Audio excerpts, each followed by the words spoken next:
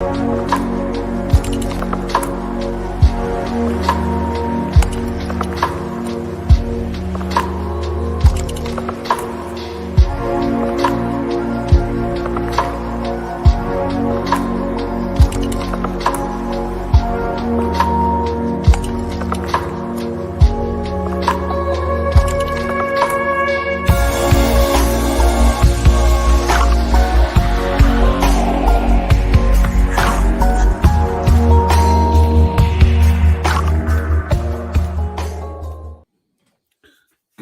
evening, everybody.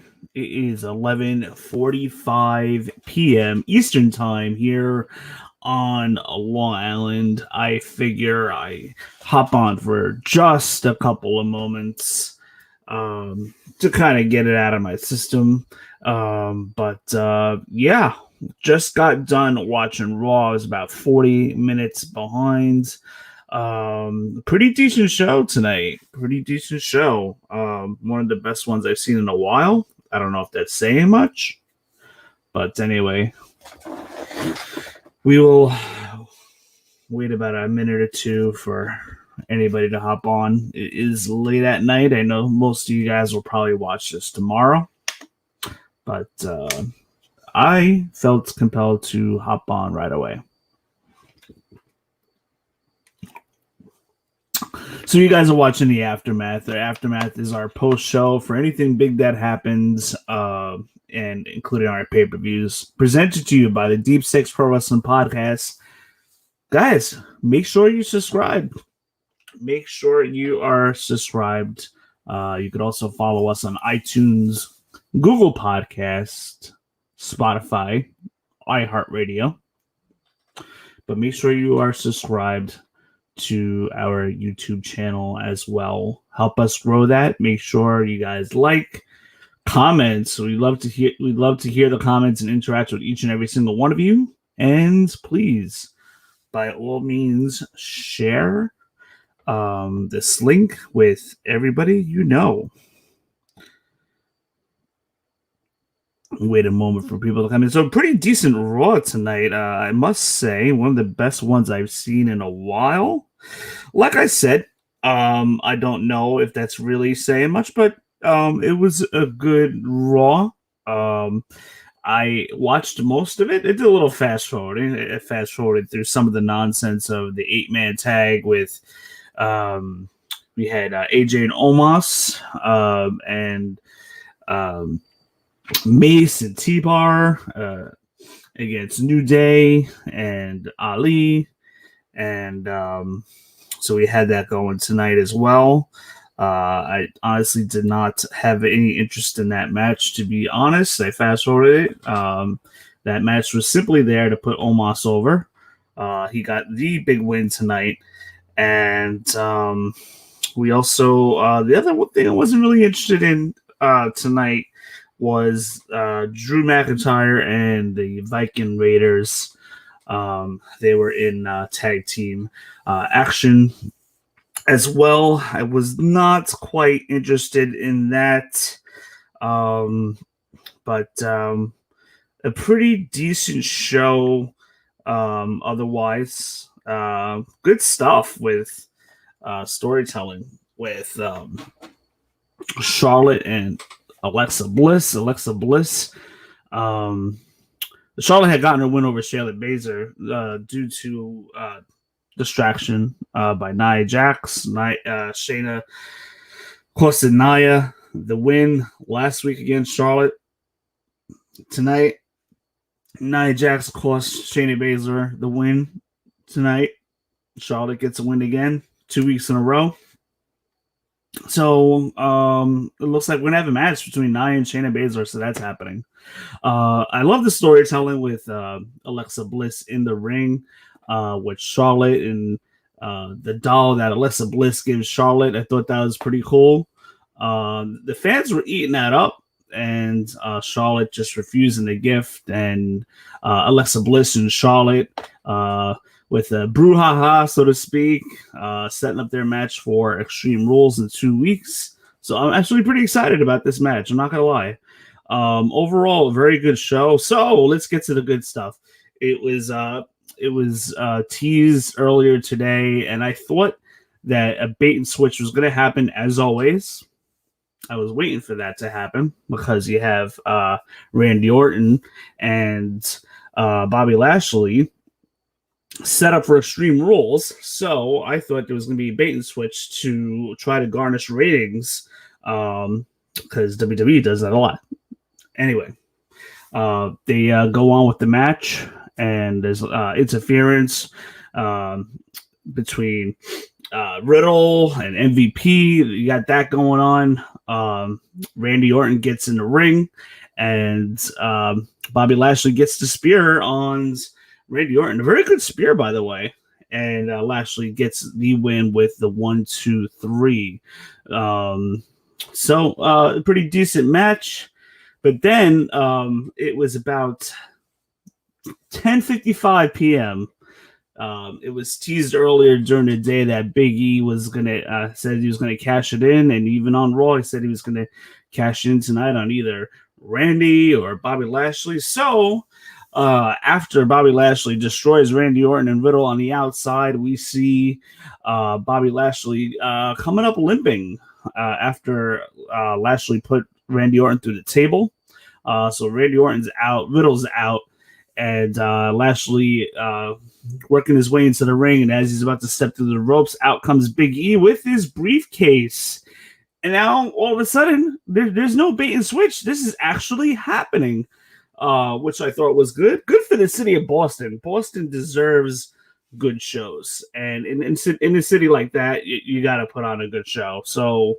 And that they did. They put on a pretty decent show all night. Like I said, there was some stuff that I didn't care to watch, but there was some very good action. And like I said earlier, Damian Priest had a good outing with Jeff Hardy. Very good match. So there was some good stuff on this show. I was pleasantly surprised.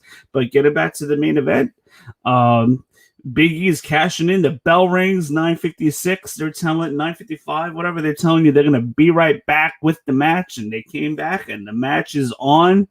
And the match went on for all but about maybe 3 to 4 minutes, I would say. Big E hits the big ending on Lashley. After Lashley was about to do his move on Big E. Big E escapes. Big E gets his finishing move on Lashley. And that ends the match. 1, 2, 3. Big E is your new WWE champion, representing Raw. In my opinion, the WWE champion's always been the most prestige title. So Big E is the man in WWE as of tonight. The new WWE champion. The city of Boston got to see it. And you guys, those of you guys that know me very well, I love going to Boston whatever opportunity I can get. And I would have loved to have been at this Raw, believe it or not.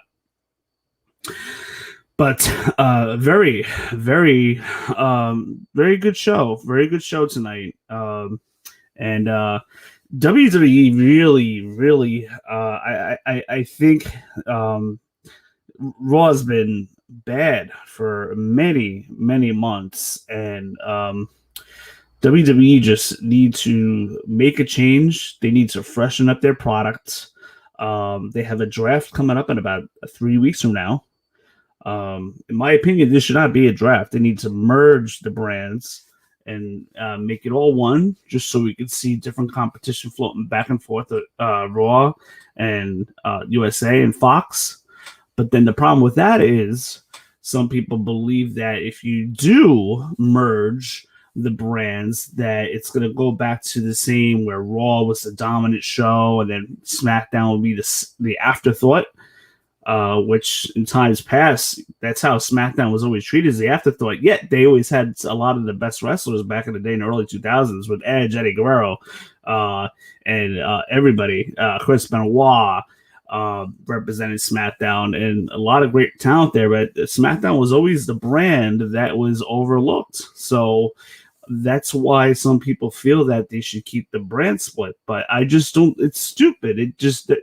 The brand split was there to create competition within itself because there was no other organizations at the time. WCW and ECW were already gone. So Now you have a brand split to make you believe that there's still competition, but it's really, it's the same company. It's just, they need to merge it back together, because there are plenty of different options that are competing with WWE right now, and there's no need for a brand split. And I think merging the brands together will make a healthier WWE tag team division, a women's division, and also it will just see a lot more. We'll see fresh matchups between the two brands for sure. You can still keep Raw and SmackDown just as important with merging the brands, but again, WWE feels they need to continue with the brand split from October. Any of you guys that have questions, please feel free to comment and help me out here because I am by myself. Let me know what you thought of the show. So, another reason why I think they pulled the trigger here is knowing Survivor Series is in about 2 months from now, and you're likely probably not going to do Lashley versus Roman Reigns. I would have been fine with it. Maybe they want to save that for a later match at a later time. Who knows? But they probably want to go heel versus face here. So it looks like, as of now, we're going to get Big E versus Roman Reigns at Survivor Series in Brooklyn, New York, about 45 minutes away from my house. I plan on going to that. But anyhow, Big E is your new WWE champion. I'm glad they pulled the trigger. I'm very excited to see what his run is going to turn out to be. They did it in the right place, Boston. Great crowd, a hot crowd all night. They were very excited about it. So I'm glad they got to see that. But all in all, a very, very, very good show. I'm interested to see what kind of feuds we're gonna get. Like I said, Raw needs to freshen up its product, and the draft will help to an extent. But Raw needs to freshen up the product and freshen up the show really quickly. A lot of changes need to be made because AEW's on fire right now. So WWE's got to get their act together. SmackDown's pretty good. Raw's got to get their act together big time. But anyhow, that is all I got for you guys. We will be back with episode 73. We're up to 2 more episodes away from episode 75. Man, I can't believe it's in 75 episodes already in just a little bit over a year and a half, just about a year and a half now we've been doing this. But episode 75 is coming your way in just a couple of weeks. But we got episode 73 this week, and then next week we'll be reviewing Extreme Rules, and then a post show after that. So we got some good stuff coming to you guys. So make sure you guys are subscribed onto the YouTube channel so you get those alerts and these random little shows that we like to do impromptu. Like I said, it's almost midnight here. I was almost ready for bed. I was watching Raw. I was on about a 45-minute delay because I started late and I fast forwarded through some stuff, but not as much stuff as usual. I watched a lot of Raw tonight. Yeah. So I did not want to drag Tommy onto the show because I know he's got to get up too, but he has the same hours as I do anyhow. But it's almost midnight here and just about a couple minutes away. And yeah, I wanted to hop on and talk to the Deep Six Pro Wrestling podcast followers and share my thoughts. So this is a good move. I am very, very. I'm interested to see what's going to happen with Raw next week. I have a feeling we're probably going to get like a rematch of some sort at Extreme Rules. Big E against Bobby Lashley, maybe Randy Orton in the mix, maybe a triple threat. But I have a feeling we're going to get something with that. And then it'll be interesting to see what kind of feud we get afterwards with Big E going forward, what they do with him. So that should be pretty interesting. I still have yet to watch SmackDown. I did not watch SmackDown yet, but I'll definitely watch it before the next podcast for sure. But that was the kind of like the 9/11 themed show from Madison Square Garden, and I know you had Seth versus Edge on there, and a couple other good matches too. I still have to check that out. But anyhow, it is late. Thank you guys so much for hopping on. You're watching the Aftermath presented to you by the Deep Six Pro Wrestling Podcast. And make sure you are subscribed to our channel.